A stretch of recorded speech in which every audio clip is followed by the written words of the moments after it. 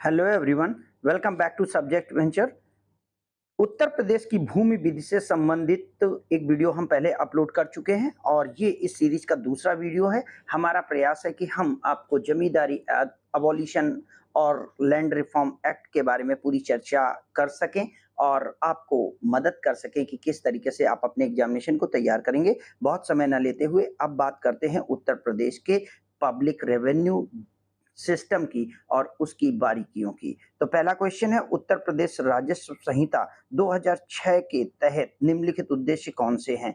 तो राजस्व अधिकारी की नियुक्ति बिल्कुल सही है ये। स्थायी और अन्य अधिवक्ताओं की नियुक्ति, ये भी बात सही है। लोक उपयोगी भूमि के श्रेणी में परिवर्तन करना, तो इस तरीके से ऑप्शन डी हमारा इसका राइट आंसर हो जाएगा। अगले क्वेश्चन को देखते हैं। उत्तर प्रदेश राजस्व संहिता की किस धारा में अपर आयुक्त न्यायिक की नियुक्ति का प्रावधान है? तो ये प्रावधान हमारा उत्तर प्रदेश राजस्व संहिता की धारा 11(4) में है, इसलिए ऑप्शन सी को टिक करेंगे। उत्तर प्रदेश राजस्व संहिता 2006 की धारा 1 में किस बात का उल्लेख किया गया है? में हमें संक्षिप्त नाम मिलता है, इस अधिनियम का विस्तार मिलता है और इसका प्रारंभ कब से होगा ये मिलता है। तो तीनों मिलने के कारण ऑप्शन डी सही हो जाएगा। नेक्स्ट है, उत्तर प्रदेश राजस्व संहिता 2006 में कुल कितने अध्याय हैं? तो इसमें अध्यायों की संख्या 16 है, इसलिए ऑप्शन डी सही करेंगे। उत्तर प्रदेश राजस्व संहिता के अध्याय 3 में किस बात का वर्णन है? तो अध्याय 3 जो हमारा इस संहिता का है वो हमारा परिषद और राजस्व अधिकारी की बात करता है, इसलिए ऑप्शन बी सही हो जाएगा। स्थायी एवं अन्य अधिवक्ताओं की नियुक्ति का प्रावधान उत्तर प्रदेश राजस्व संहिता 2006 की किस धारा में दिया गया है? तो स्थायी और अन्य अधिवक्ताओं की नियुक्ति का जो प्रावधान है वो इस संहिता की धारा 12 में उपबंधित किया गया है। आपको यहाँ पर यह बात याद रखिएगा कि अगर वो स्थायी और अन्य न लगा के केवल कहे कि अधिवक्ताओं की नियुक्ति का प्रावधान, तो भी हम धारा 72 को ही टिक करेंगे। उत्तर प्रदेश राजस्व संहिता की धारा 4(2) में कृषि जोत के अंतर्गत क्या क्या सम्मिलित है? तो कृषि जोत के अंतर्गत यहाँ पर बागवानी बिल्कुल आता है, पशुपालन भी आएगा और मत्स्य पालन भी आएगा। जमीन से संबंधित कोई भी चीज अगर आप कर रहे हैं तो उसमें आपको मालगुजारी देनी होगी और ये हमारे कृषि जोत के तहत आएगा, इसलिए ऑप्शन डी सही हो जाएगा आपके इस क्वेश्चन को। उत्तर प्रदेश राजस्व संहिता 2006 कब पारित किया गया है? तो राजस्व संहिता 2006 29 नवंबर 2012 में पारित किया गया है। उत्तर प्रदेश राजस्व संहिता 2006 के तहत अध्याय 1 में कौन कौन सी धाराएं हैं? ये यूं कहें कि अध्याय 1 कितना बड़ा है, तो अध्याय 1 में मात्र 4 धाराएं हैं जो 1 से 4 तक हैं, इसलिए ऑप्शन ए सही हो जाएगा। उत्तर प्रदेश कृषि उद्देश्य अधिनियम 1973 में निम्नलिखित में कौन सा उद्देश्य है? तो फूलों की खेती करना, बागवानी करना, दुग्ध एवं डेयरी उत्पादन, ये सभी आते हैं, इसलिए ऑप्शन डी इसका राइट आंसर होगा। बाग भूमि को उत्तर प्रदेश राजस्व संहिता 2006 में किस धारा में बाग भूमि को परिभाषित किया गया है? यानी बाग की परिभाषा उत्तर प्रदेश राजस्व संहिता 2006 की धारा में कहां पर वर्णित है? तो ये धारा 4 के 11वें भाग में बाग भूमि का वर्णन है। धारा 4 के उपधारा 16 में निम्नलिखित में किसको परिभाषित किया गया है? तो वहां पर राजस्व न्यायालय की परिभाषा दी गई है, इसलिए ऑप्शन सी सही हो जाएगा। उत्तर प्रदेश राजस्व संहिता 2006 की धारा 108 के अनुसार प्रथम श्रेणी का उत्तराधिकारी किसे माना गया है? कोई प्रथम श्रेणी का उत्तराधिकारी अविवाहित पुत्री को माना गया है, ये बात याद रखेंगे। जीपीएस तकनीकी का प्रयोग किस लिए किया जाता है? वर्तमान में जीपीएस तकनीकी के माध्यम से जोतों की लोकेशन को देखा जा रहा है, तो भू राजस्व अभिलेखों के सर्वे के लिए जीपीएस विधि का प्रयोग किया जा रहा है। उत्तर प्रदेश राजस्व संहिता 2006 की धारा के अंतर्गत उप जिलाधिकारी न्यायिक की नियुक्ति का प्रावधान है, तो ये प्रावधान किस धारा के तहत है? तो ये प्रावधान हमारा 13(6) के तहत है।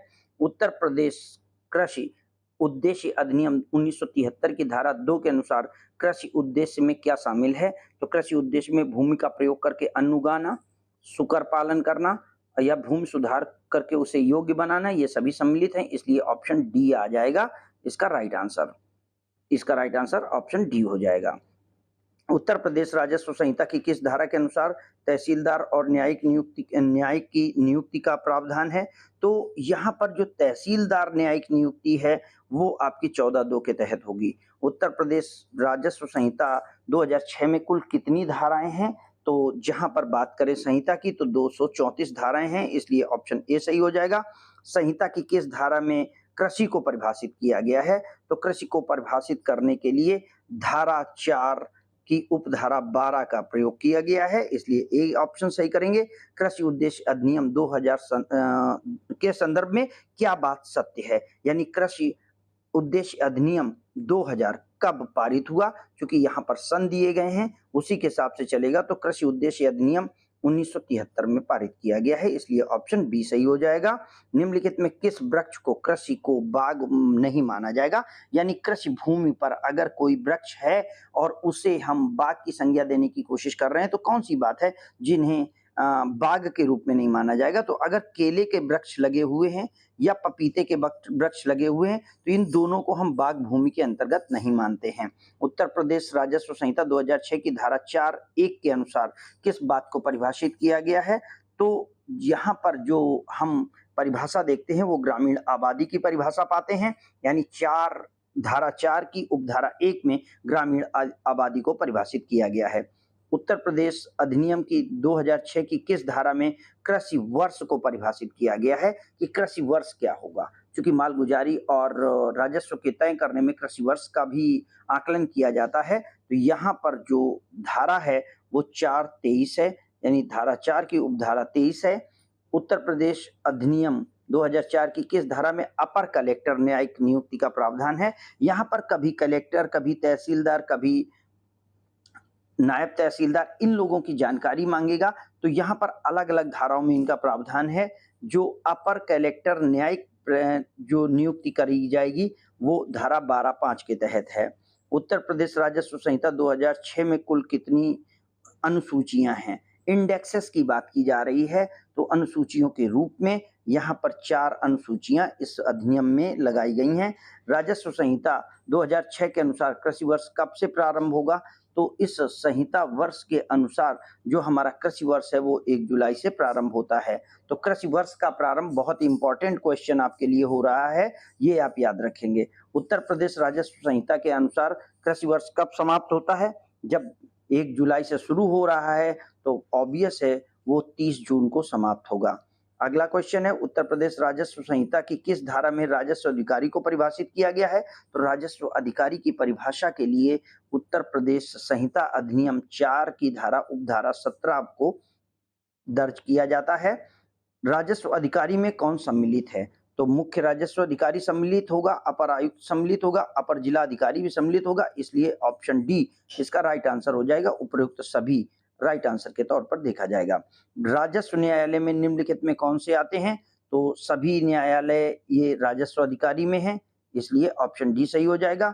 उत्तर प्रदेश राजस्व संहिता 2006 कब से प्रभावी हुआ है?